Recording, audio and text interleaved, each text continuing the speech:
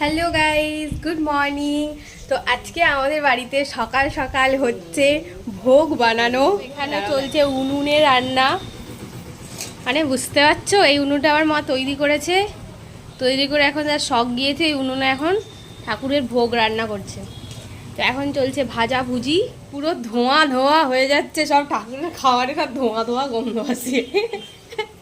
হ্যাঁ, মানে এত উনুনে রান্না করার শখ যে ছাদের ওপরে উনুন নিজেই বানিয়ে ফেলেছে উনুনে রান্না করবে বলে। লোক চাই যে কাঠের জাল দিয়ে ওরকম চোখ জ্বালিয়ে ধোঁয়াতে যাতে রান্না না করতে হয়, গ্যাস ওভেন চাই।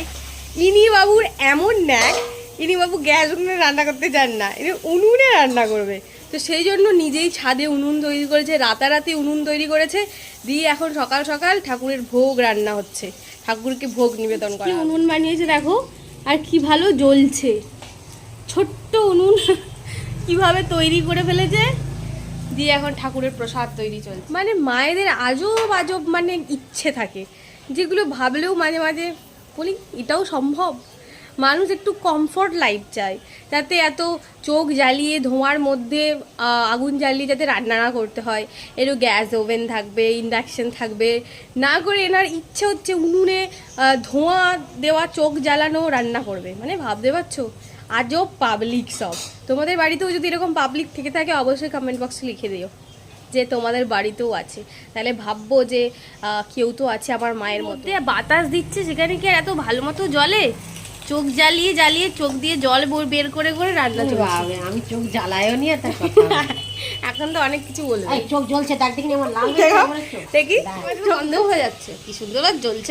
কাঠটা দিল তো জ্বলবে। আচ্ছা, এটা তো সেই আছে না, মানে কি একটা যেন সুখ আনন্দ পাচ্ছে। বলছে জ্বলছে, দেখ কেমন, দেখা জ্বলছে কেমন, আর যে ধোঁয়া ধোঁয়া উঠছে।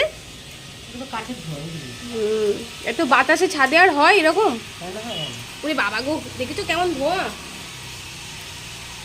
তো এই ধোঁয়াতে আমি এখানে 2 মিনিট এসেছি, আমার চোখ থেকে জল বেরিয়ে যাচ্ছে। ভাই এইসব কি ইচ্ছে,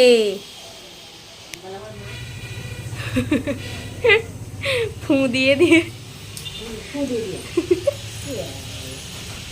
খেপে যাচ্ছে। মানে কিছু বলা যাবে না, বললেই খেপে যাবে। মানে ধোঁয়া হচ্ছে সেটাও বলা যাবে না যে ধোঁয়া হচ্ছে, তাহলেই মুশকিল।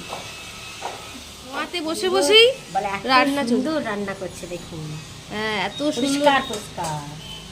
তো এখন চলছে রান্না বান্না কমপ্লিট হয়ে যাক, যখন ভোগ নিবেদন করা হবে আমি তোমাদেরকে শেয়ার করব যে আমাদের ফার্স্ট টাইম ছাদের ওপরে এত বাতাসের মধ্যেও আমার কষ্ট করে কি ঠাকুরের জন্য রান্না করেছে।